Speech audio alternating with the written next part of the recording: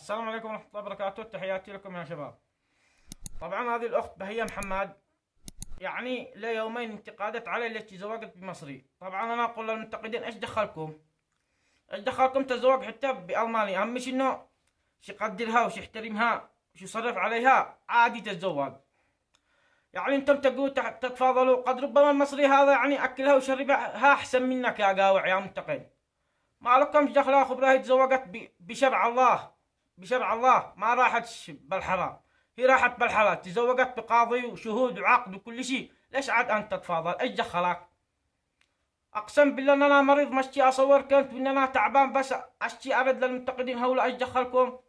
تزوج بمصري بعد الله قد طلعت قالت ضربوها ولا شيء، بعد الله تضامنوش، ما دخلك ابدكم.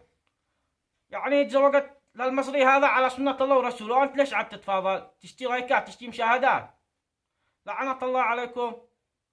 تحيات الرجال. طبعا المنتقدين هذا لا تتفاضلوش، ما لكم جخ. السلام عليكم.